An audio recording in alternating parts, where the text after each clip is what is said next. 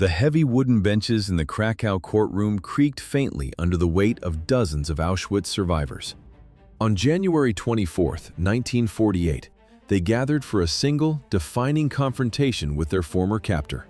Their hollow eyes remained fixed steadily on the woman standing before the tribunal. A dense, breathless silence filled the chamber before the proceedings officially opened. This was the first Auschwitz trial, an extensive judicial proceeding where 40 former camp personnel finally faced justice in Poland. Maria Mandl stood among them as a central defendant, representing the highest echelons of the camp administration. Today, she waited quietly. She answered the presiding magistrates with a remarkably subdued demeanor. Just a few years earlier, a casual gesture from her gloved hand dictated whether thousands of women lived or walked straight to the crematoriums. The survivors sitting in the gallery had carried the trauma of those selections across the ruins of post-war Europe. Now, the chief judge finally broke the quiet, and the tribunal began hearing testimonies detailing her direct actions. The tribunal testimonies immediately locked on to the defining turning point of her career. The primary evidence presented in the Krakow courtroom centered entirely on her transfer to the Auschwitz complex in 1942. A bureaucratic position ostensibly created to maintain administrative camp order transformed into an instrument of mass murder in mere seconds. Maria Mandl received the commanding rank of Lagerführerin. This title granted her absolute authority over the entire women's enclosure. Tens of thousands of female prisoners entered her direct jurisdiction. Sector BIA of the Birkenau camp alone held roughly 30,000 women in severe overcrowding. The prosecution methodically examined the concrete mechanics of the extermination process. Freight trains arrived day and night at the long Birkenau ramp. Guards ripped the wooden wagon doors open. Exhausted crowds were immediately split into two separate lines. Here, a single flick of an officer's thumb pointing left or right dictated either temporary slave labor or immediate death. Witness after witness testified that Mandl frequently stood on that very platform. She did not merely observe the procedure from a distance. She actively executed these selections herself. Her direct hand gestures condemned countless thousands of mothers and young children straight to the crematoria.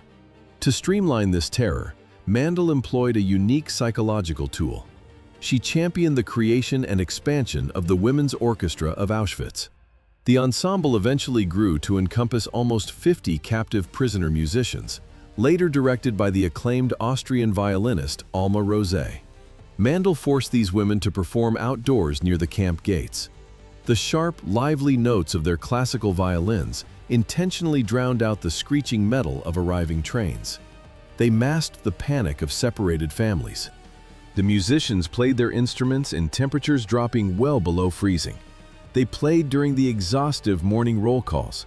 They played while the lethal platform selections unfolded just meters away. The forced melodies of this captive orchestra continuously accompanied the daily columns marching towards slave labor and the gas chamber. The path to commanding these lethal selections began far from the extermination camps. How did a woman from a quiet Austrian province end up wearing the uniform of the SS? The answer involves a desperate search for stability following the total political collapse of her homeland. In 1912, Maria Mandl was born in Mundskirchen, a small town situated within the vast Austro-Hungarian Empire. The end of the First World War in 1918 dismantled the empire, heavily redrawing the territorial borders of Central Europe. Austria shrank drastically, triggering severe economic stagnation across the newly formed republic. During the interwar period, national unemployment eventually peaked at nearly 30%, leaving young citizens with very few prospects. Mandl matured entirely within this environment of deep financial insecurity. This profound economic crisis ultimately transformed radical political structures into highly appealing social elevators for thousands of struggling Austrians. By the late 1930s, the ideology of the Nazi Party had steadily permeated the region. In 1938, German military units crossed the border to execute the Anschluss, absorbing Austria directly into the expanding Reich. This annexation replaced civilian uncertainty with rigid order, offering immediate state employment to those willing to align with the new authority. Seeking a stable career rather than demonstrating inherent pathology, Mandl embraced the bureaucratic opportunity. She formally signed the recruitment papers to join the SS Women's Auxiliary Service. The signed recruitment papers demanded immediate action. Over 3,000 political prisoners became the training material for new SS cadres. Mandl's first deployment brought her to the Lichtenberg Women's Camp. The former castle housed women accused of political dissent. Here, the recruit learned the mechanics of daily surveillance. The hierarchy required strict observation. Guards patrolled the work details. They scanned the ranks for the slightest infractions. They compiled meticulous reports for the SS command. Every documented violation proved the guards' competence. A misplaced button or a whispered conversation triggered immediate punishment. Guards dragged offenders into cramped, freezing, solitary confinement cells. The concrete walls offered no insulation against the dropping temperatures. Prisoners sat in total darkness for days. Mandl excelled at enforcing this exact discipline. She never hesitated to apply the rod or file the disciplinary report. The camp leadership rewarded this behavior. Institutional cruelty guaranteed rapid upward mobility within the ranks.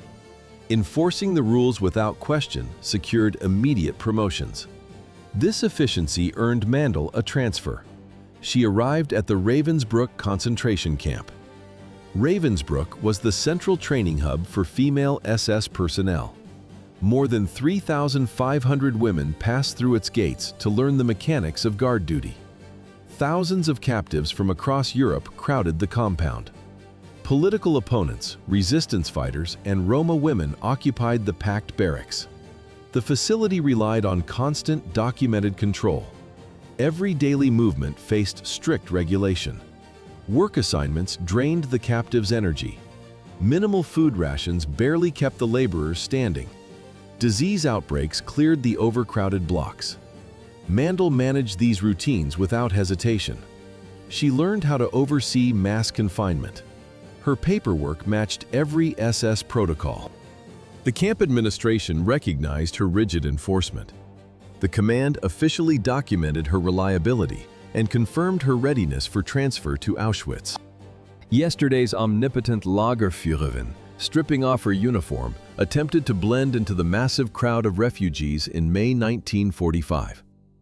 The official record of her professional discipline became entirely meaningless in 1944, when the Red Army advanced toward the Polish borders. The steady approach of Allied forces from the west and Soviet troops from the east compelled the SS command to incinerate archives and hastily evacuate personnel. The meticulously constructed bureaucracy of systemic terror collapsed overnight, transforming untouchable camp overseers into desperate fugitives. Mandl abandoned her post and desperately tried to vanish into the chaotic aftermath of a shattered regime. Her calculated efforts to evade justice ultimately failed. American military forces intercepted the fleeing commander and swiftly handed her over to Polish authorities. For the very first time in her career, the imposing supervisor found herself locked inside a prison cell. By 1947, she stood trial and faced her accusers during the Auschwitz proceedings in Krakow. Survivors delivered detailed testimonies over several tense weeks. They meticulously described the precise mechanics of her selections and the psychological terror she orchestrated on a daily basis. The tribunal deliberated extensively after absorbing these first-hand accounts. The former commander listened as the prosecution established the true scale of her offenses. The court reached its uncompromising decision after weeks of evaluating the overwhelming volume of accumulated evidence. The death sentence for crimes against humanity eliminated any chance of appeal. 24th of January, 1948. Guards unlocked her cell door inside Montelupich prison. This massive brick complex in Krakow had held thousands of political inmates during the German occupation. Now the cells contained the former SS command staff. Mandl was not the only one scheduled to die that day. 20 other convicted officials from the first Auschwitz trial waited in the same block. Guards escorted her down the stone corridor toward the execution yard. The woman who once directed selections on the railway ramp now appeared visibly tense. She moved in complete silence. Escorts secured her hands. They guided her up the steps of the wooden scaffold. For 3 years, she had determined who lived and who burned. Now she stood at the center of a different procedure. The executioner adjusted the thick hemp rope around her neck. A moment of pause. Then the heavy wooden trapdoor swung open with a sharp, violent crack. The rope snapped tight. She dropped beneath the platform. The physical execution ended her life within minutes. Prison doctors confirmed the time of death. Officers removed her remains from the gallows. Courts across Europe dismantled the surviving command structure, but no legal verdict could undo the ashes. On that 24th of January, 1948, the trapdoor fell for one reason. The camp survivors had delivered the exact testimonies needed to drag their former warden to the gallows of Montelupich.